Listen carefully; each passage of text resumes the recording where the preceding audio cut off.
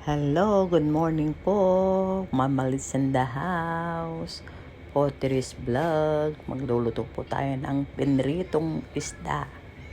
Yan po yung aking bangus. Maaga ko po siyang pinaputol, pinakalaskis sa mister ko. Kasi nga po, nagtatrabaho siya. So, wala po ako maglinis ng isda. Kaya maaga kasi yung pinalinis. Linagay ko na lang po sa rep para hindi langawin dito. Tapos po yan, nag-umpisa na magprito. I-flex ko muna yung mga gagamitin natin, yung mga gulay natin. Maglalaga po ako ng gulay. Yan, lagang okra, lagang talbos. Pero po siguro yung talong, piprito ko kasi mas gusto ko yung pinarito. Tapos po, hindi ko na po na-video yung panggigisa ko ng bagong. Yan, nagigisa ko ng panong maaga. Libre po yung bagong ko. Kasi binibili ako lagi ng bayaw ko, yung hipag ko. Tapos yan, yung technique ko, pag ibabaliktad ko na yung isda, syempre, papatayin natin yung kalan. Mahirap na. Baka habulin tayo ng tilamsik, di ba? Mahirap nang makipaglaro sa mantika. Ayan. Pag napilito na natin, syempre, takpan natin at patayin natin uli yung apoy. Tapos, nakaluto na tayo buntot.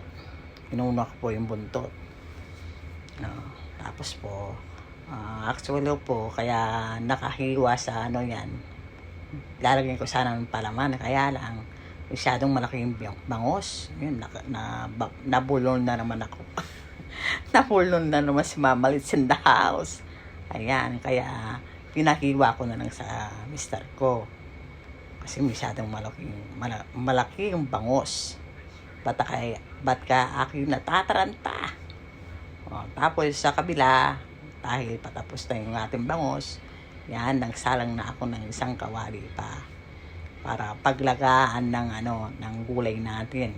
Siyempre, dapat pag paluto na yung isda, isalang natin yung pinapakulo natin gulay. Para pagluto ng isda, siyempre, sabay-sabay maluluto, diba? Kakain na. Masarap yung mainit. Yung habang mainit yung mga pagkain, masarap. Diba? Tapos, nagprito na rin ako ng talong. Ganyan. For go. Talong-talong. Kung mapapansin nyo, ang dami ng okra ko. Lang po yan, harvest. Yung okra. Hinarvest ng mister ko. Hindi ko alam kung samba ko rin yung hinarvest yan. Sa inyo. Sa inyong may tanim na okra. Peace out. Tapos sinunod ko na po yung ating talbos ng kamote. Yan. Para naman si Mama Liz magkakulay ng konti. Sabi na maputla na raw ako. Ayan. Gulay-gulay for life. Ayan. Luto na po yung ating ulam for today's lunch. Kain na po. Tara. Thank you for watching.